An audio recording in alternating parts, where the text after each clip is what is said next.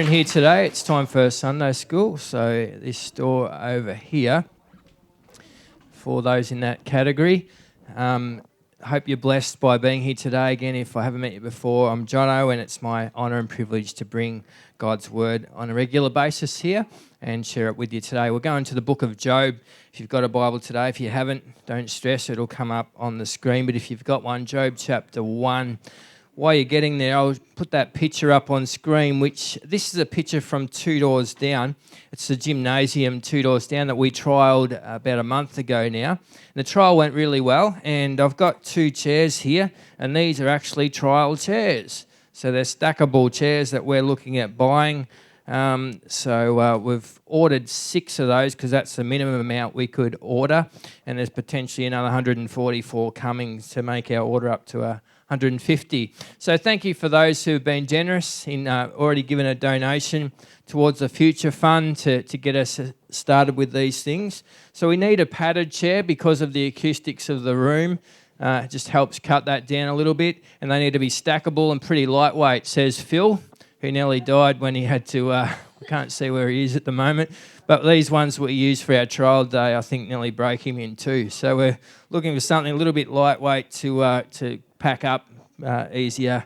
Of course, we're going to have to go backwards and forwards each day with that. So that's an exciting step for us at church to say we've outgrown this space and we need a bigger space, and we're in transition to getting over there hopefully as soon as possible, which is wonderful news. If you're new here and you've heard it said, there's people out there with issues.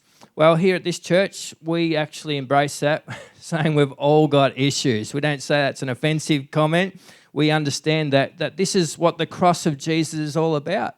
The fact that we've all got issues. We've all got stuff in our life that isn't quite right. And here's a safe place to drop the facade and pretend that everything's okay and actually say, God, go to work on me. I'm broken. I'm not fully, in perfect order, and I don't have to pretend that I am either. But as we come to the cross of Jesus, as we just come to the Lord and say, take me as I am, remarkably he does and shows us incredible grace. And we celebrate that here each and every week. Why do we suffer? We're heading into a new series today, and we're asking this question. It's a profound question. It's been asked down through the ages, and we're asking it again today. And the reason I'm suggesting we need to ask this question is because so many people are determining God's love for them, determining it by how well life is going. So if life is turning out to be bad, it must be because I'm bad. God's unhappy with me. I've done something to upset the man upstairs, people would say. But if life's good, it must be because I'm good. Must be because God's happy with me. But throughout this series, we're going to see this is far more profound than that. Good people suffer, and sometimes supposedly bad people get away with a prosperous life. We've seen it for centuries. Here's a dilemma presented by C.S. Lewis. If God were good, he would wish to make his creatures happy. And if he were almighty, he would be able to do whatever he wished. But the creatures are not happy. Therefore, God lacks either goodness or power or both. God lacks either goodness or power or both. That's the confusing part here. If God's loving, then why are things so messed up? Is it that he lacks the power to fix it up? Or is it that he just doesn't care? Well, there's a theory out there called deism. In other words, there is a God, there is a higher power, there is a being up there, all right. This being just doesn't care about what happens down here. This is deism. They take this approach that God essentially wound up the universe like a clock and has just taken his hands off and let it run its course. And whatever happens, happens. He's unattached to what happens down here on earth. That's one way of viewing at it. We can see the sense in that, the logic in that when we look at the world today and we see some of the trauma going on. It kind of like, oh, I can see that point of view. But the Bible dares to say both. The Bible dares to say God is powerful, all-powerful, can do whatever he wants. And the Bible dares to say God cares about us. God is engaged with this world. The Bible dares to say he's both. So we're back to this profound question, aren't we? Why are good people suffering? If God can do something about it, why are we here? Why have we got issues? Well, we've got time this morning only just to skim the book of Job, just to take a helicopter view. But there's this book in the Bible that addresses this very issue. And we're just going to take a very, very shallow skim of the top of this book today and get a bit of an understanding for it. If you're looking for career advice, don't turn to Job, as one person new to church did. This is a book by the name of Job, a fellow by that name. In one word, Job is outstanding. He's outstanding. He's a righteous, upright, very, very moral guy. He's far above average. And unlike the average person who makes a heck of a lot of mistakes, Job seemingly gets a whole lot right. He's an amazingly upright man. So says the Bible. Let's read about it. Job chapter 1. In the land of Uz, there lived a man whose name was Job. This man was blameless and upright. He feared God and shunned evil. Now you can see there right from verse 1 what the Bible's doing. It's painting a picture about how incredibly righteous this man is. Far above average. Verse 2, he had 7 sons and 3 daughters, and he owned 7,000 sheep, 3,000 camels, 500 yoke of oxen, and 500 donkeys, had a large number of servants. He was the greatest man among the people of all people of the East. His sons used to hold feasts in their homes on their birthdays, and they would invite their 3 sisters to eat and drink with them. Now notice it does not say they did anything wrong. But so meticulous was Job in his uprightness that he went through ceremonies just in case. Verse 5, when a period of feasting has run its course, Job would make arrangements for them to be purified. Early in the morning he would sacrifice a burnt offering for each of them, thinking, perhaps my children have sinned and cursed God in their hearts. See the level of morality here? I mean, my children might have had a wrong thought. So even for that, I'm going to go through these ceremonies of purification and so on. This was Job's regular custom. One day the angels came to present themselves before the Lord, and Satan also came with them. The Lord said to Satan, "Where have you come from?" Satan answered the Lord, "From roaming throughout the earth, going back and forth on it." Then the Lord said to Satan, interesting who starts this conversation, "Have you considered my servant Job? There was no one on earth like him. He is blameless and upright, a man who fears God and shuns evil." Satan replied, "Does Job fear God for nothing?" In other words, he says, only because you've given him a good run that he likes you. "Have you not put a hedge around him and his household and everything he has? You have blessed the work of his hands, so that his flocks and herds are spread throughout the land. But now stretch out your hand and strike everything he has, and he'll surely curse you to your face." The Lord said to Satan, "Very well, everything he has is in your power, but on the man himself do not lay a finger." Then Satan went out from the presence of the Lord. One day when Job's sons and daughters were feasting and drinking wine at the oldest brother's house, a messenger came to Job and said, "The oxen were ploughing and the donkeys were grazing nearby. And the Sabaeans attacked and made off with them. They put the servants to the sword, and I'm the only one who has escaped to tell you." Notice a trend here. While he was still speaking, another messenger came and said, "The fire of God fell from the heavens and burned up the sheep and the servants. I'm the only one who has escaped to tell you." While he was still speaking, another messenger came and said, "The Chaldeans formed 3 raiding parties and swept down your camels and made off with them. They put the servants to the sword, and I am the only one who has escaped to tell you." While he was still speaking, this is a real killer blow here. Another messenger comes and says, "Your sons and daughters were feasting and drinking wine at the oldest brother's house. Suddenly a mighty wind swept in from the forest and struck the four corners of the house. It collapsed on them, and they are dead. And I'm the only one who has escaped to tell you."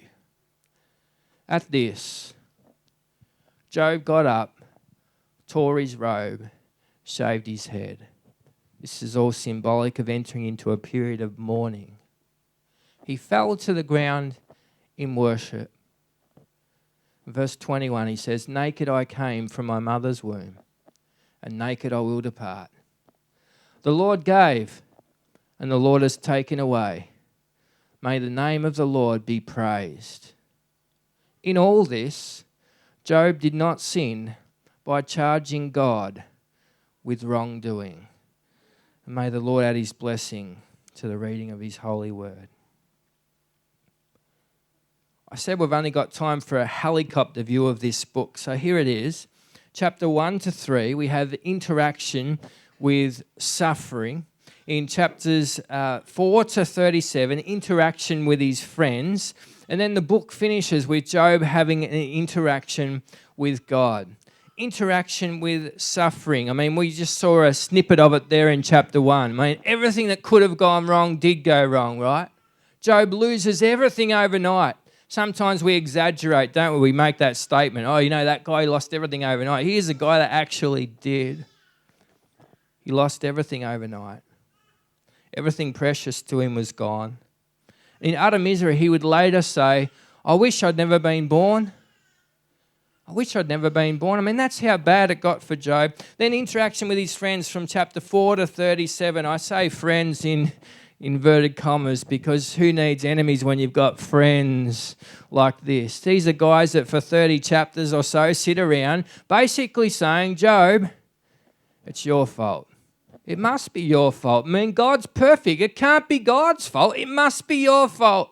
Even if you've forgotten about what you did wrong, somewhere along the line you've done something wrong." And for 30 chapters, there's this weaving, there's this creative way of them trying to pin the blame on Job. But he keeps pushing back and saying, "It's not me. I've done nothing wrong." And then God steps into the equation in the latter part of the book.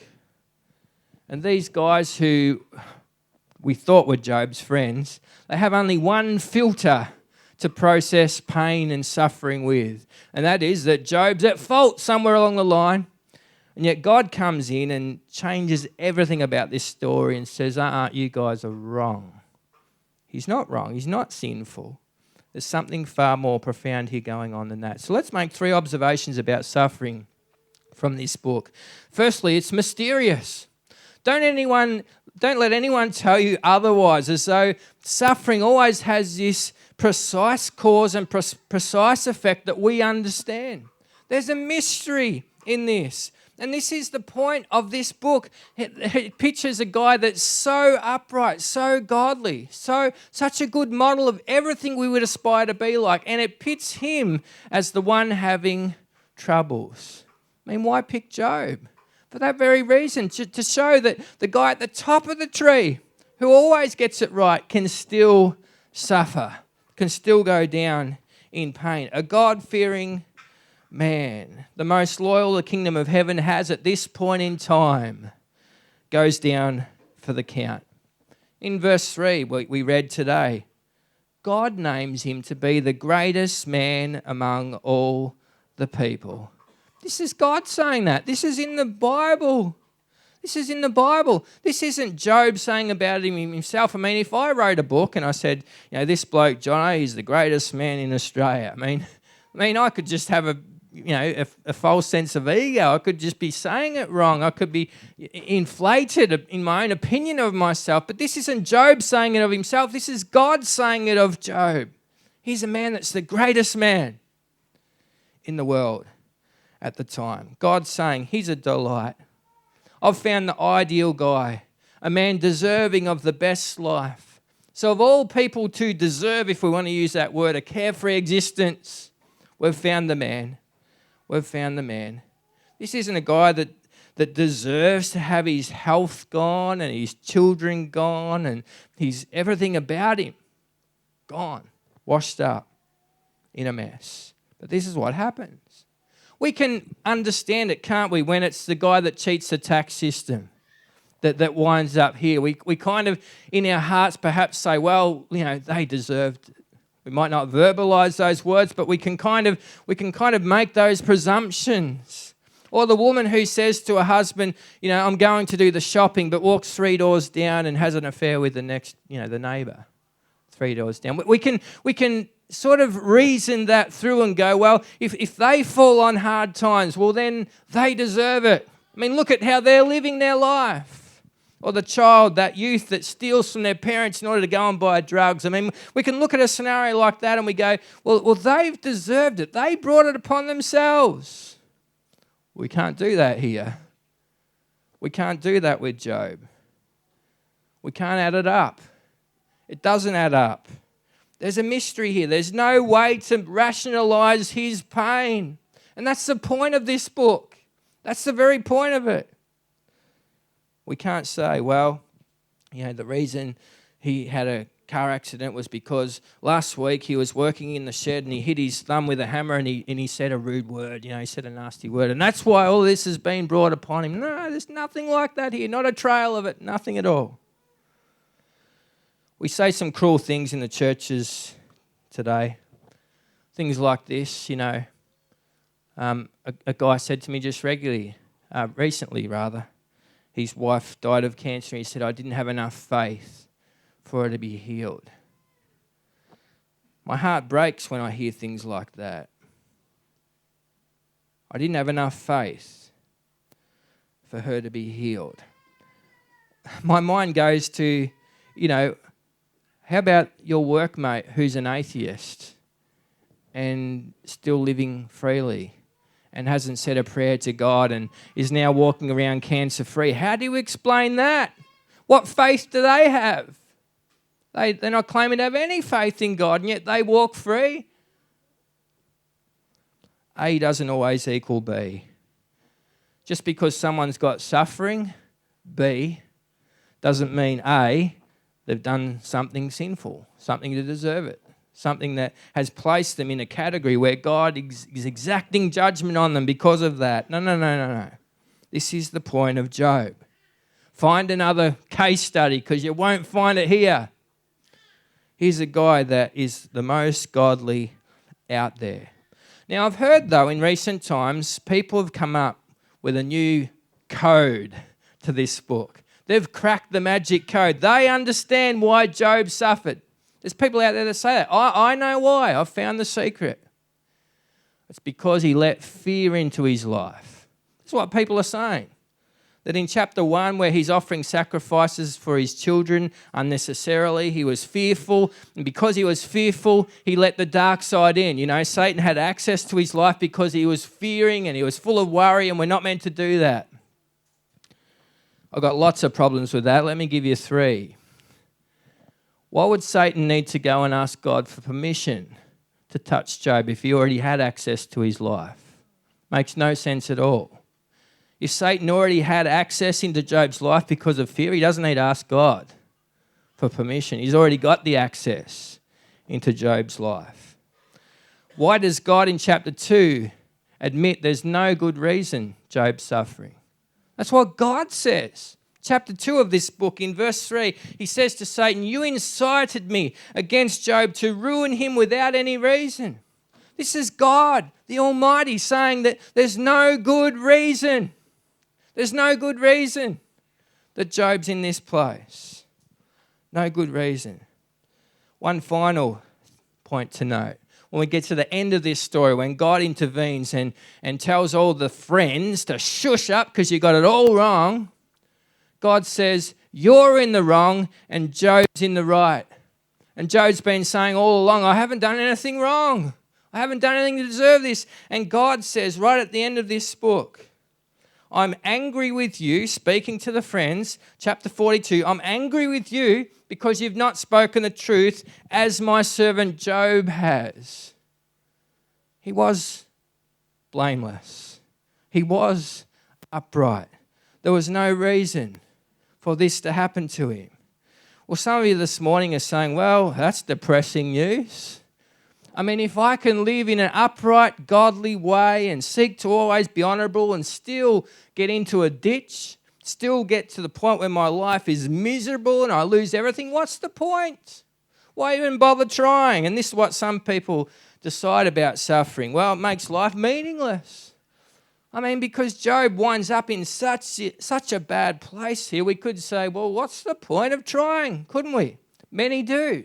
Many say, well, let's just go and eat, drink and be merry. Because here I am trying to honour God and yet life's so tough. So what's the point? I'll let my hair down. I'll live uninhabited. I'll go and get plastered. Doesn't matter. Surprisingly, we haven't got time to go deep here this morning, but the New Testament in particular pits suffering as a positive thing, not a negative thing. It doesn't make life meaningless. In fact, it can make life very meaningful. And here's why. One last thing to consider about suffering this morning. It's an invitation from God to come close. That's what we get in the story of Job. When everything's said and done and the dust begins to settle, God essentially says to Job, come and be with me.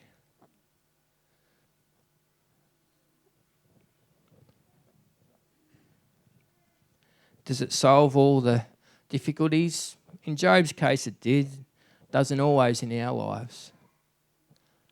Sometimes it's not a magic fix, but it's when we come close to God, we can process the pain. We can begin to get some sort of understanding out of what we're supposed to be learning and growing in it. It becomes an invitation to trust God more. One of the dangers when we skim over the book of Job is that we skim over suffering. And we sort of fast forward to the end, and in the end life works out well for him. God restores his life. And we overlook just how hard it was. And we do this even with the Psalms, where we have someone like David writing to us in the Psalms and pouring out his heart, saying, God, where are you? Why is my life so hard? Why do I pray and nothing seems to happen? And we get to the end of these Psalms, and then David's restored. He sees hope again. His perspective's renewed. And we can read those Psalms in 2 minutes, 3 minutes, 5 minutes, and we go, wow, it happens like that. No, it doesn't happen like that. David might have been writing about a 10-year time period of how he went through this deep season of suffering. And yet, in the end, he found God faithful. He found God faithful.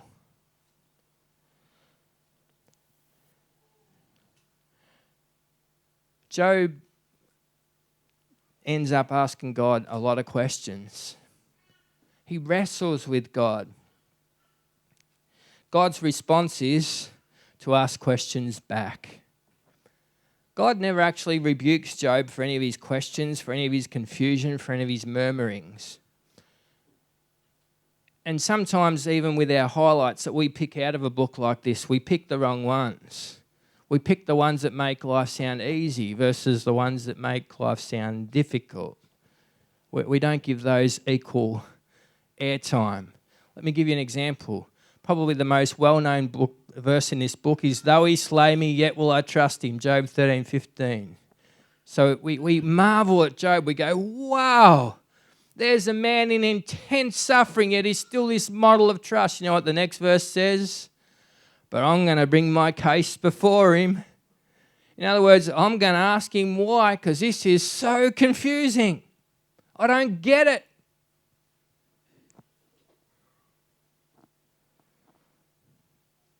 So Job does ask questions. And Job does struggle with confusion. And Job does have his bad days. Better believe it. Go and read it in your own time. But I fast forward to the end of the book this morning. And God comes to Job with questions. 77 of them. The first one's enough to make you quiver in your boots. God says, Job, where were you when I laid the foundations of the earth? Tell me if you understand. Job, you seem to know so much about what's going on and why life turns out this way, and you seem like you think you could come and take my place up here on the throne. So let's start with question 1, Job. Where were you when I laid the foundation of the earth? The questions don't get any easier. He goes on to say, do you command lightning where to go, Job? Do you direct the traffic of lightning? And Job's kind of like 77 times, no, no, no, no, no, no, no, no, no, no, no. In case you're wondering, he scores 0 out of 77 on his exam. He doesn't get any of the questions right. He realises he's way out of his depth. So what's that all about? What's God trying to prove? Well, that we're not qualified to be God. And that he can be trusted even when life looks terribly dark and terribly confusing and even, dare we say, meaningless. Well, we get to that point where Job did. Job said the words, I wish I'd never been born.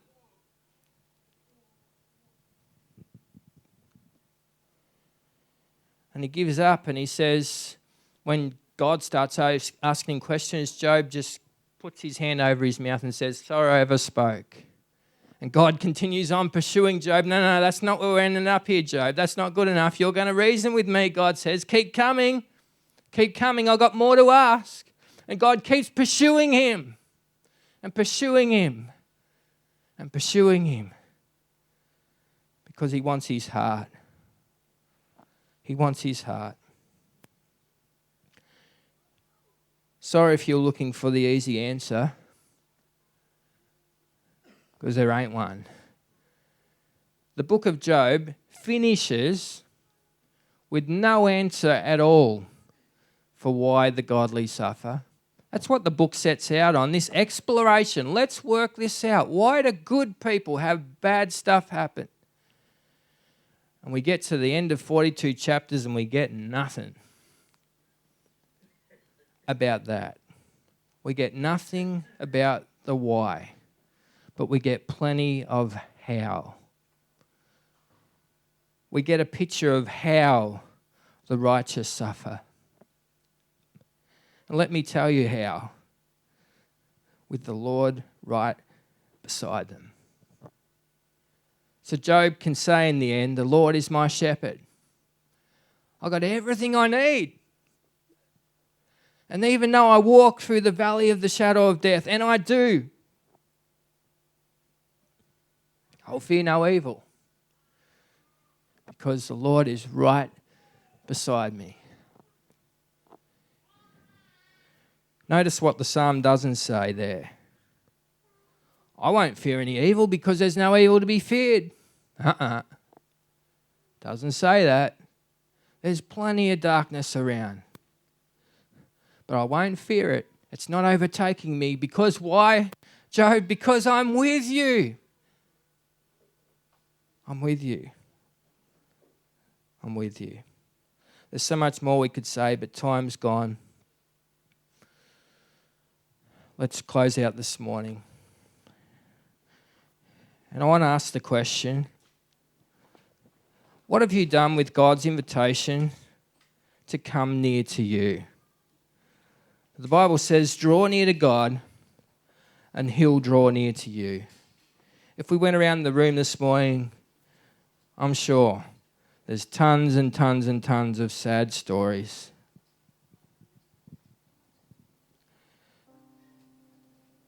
There's things that just aren't fair. Why did you lose your family member? And your next door neighbours who aren't even followers of Jesus seem to have life go along just fine.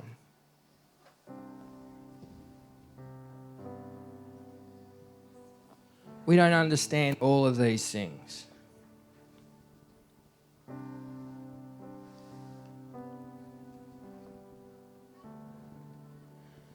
Yet God says, I want to come close to you in it. Will you let me in?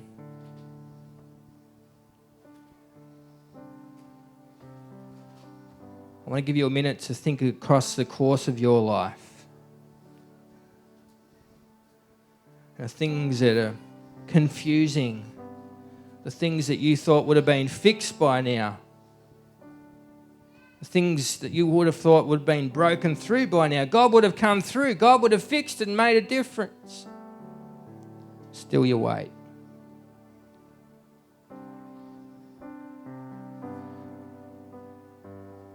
Job would scream, whatever you do, don't turn your back on God. Because suffering is an invitation to come close to Him.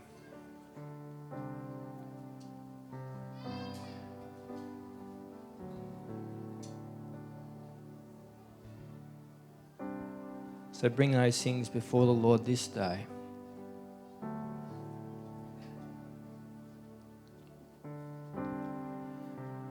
Simply say, Lord God of heaven, this is too heavy for me.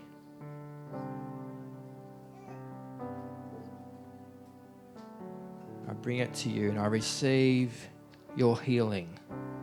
I receive your peace. I receive your joy. And I even receive your breakthrough, for only you can make a difference. Would you stand and we're going to sing together. Higher than the mountains.